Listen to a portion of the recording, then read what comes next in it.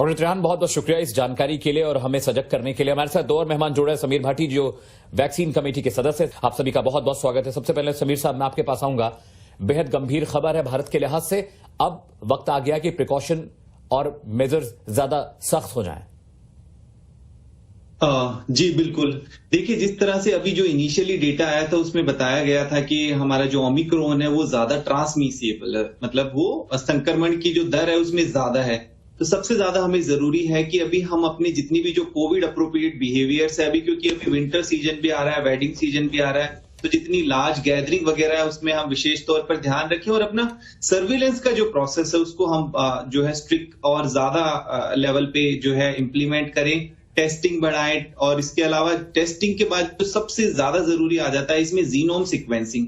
देखिए, अभी भी जो टेस्ट ये हमें पता भी लगा है, जो रूल आउट हुआ है, ये भी जीनोम सीक्वेंसिंग से पता लगा है। जो पॉजिटिव सैंपल्स आए थे उनका फर्दर जीनोम सीक्वेंसिंग करने के बाद ये रूल आउट हुआ है कि ये ओमिक्रॉन है। तो हम जितने ज्यादा जो है जीनोम सीक्वेंसिंग की भी अपने नंबर ऑफ सैंपल्स बढ़ाएंगे, उतना जल्दी हम इसको जो है रूल आउट कर पाएंगे, डिटेक्ट कर पाएंगे और इसको कंटेन करके जो है आगे इसके जो ट्रांसमिशन है उसको रोक पाएंगे। समीर साहब, मैं आपके पास लौटूंगा।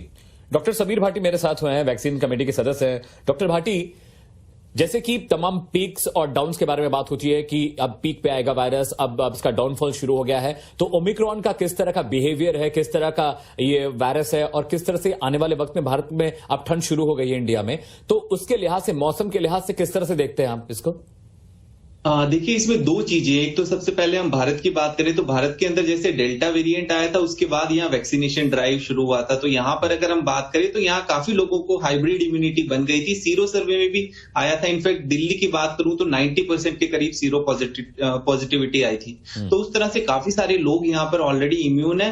अब बात कर रहे हैं कि हम भारत के अंदर अभी भी 8 से 10 हजार केस कंसिस्टेंट डेल्टा वेरिएंट वाले आ रहे हैं, जो वर्तमान समय में हमारे पास केसेस मिल रहे हैं। ओमिक्रॉन का बिहेवियर अभी भी अननोन है, जैसा अभी डॉक्टर साहब ने भी बताया, डॉक्टर मिश्रा ने भी बताया कि बिहेवियर अननोन है।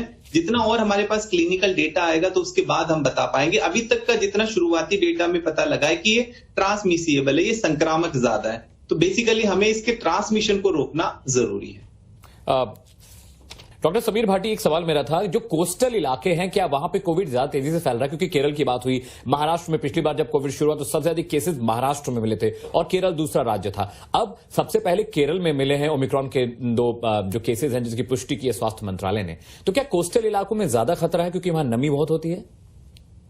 देखिए, इस तरह से हम जब बात कर रहे थे स्पेसिफिकली जो चेंज हो रहा था, चेंज इन वेदर, और इसके अंदर ऐसा नहीं देखा गया कि बहुत ज्यादा उसका कोई फर्क पड़ रहा था। इसमें ये जरूर था कि जिन राज्यों के अंदर सीरो पॉजिटिविटी कम थी, जैसे हमने नॉर्थ ईस्ट में भी देखा, तो वहां पर जो है संक्रमण अभी भी देखा कि क्योंकि भारत की अगर बात करें तो एक तरह से सब जगह पे जो है संक्रमण की दर नहीं देखी जाती, अलग अलग।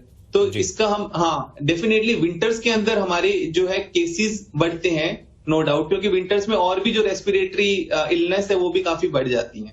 डॉक्टर समीर, बहुत बहुत शुक्रिया हमसे जुड़ने के लिए और तमाम चीजों पर रोशनी डालने के लिए।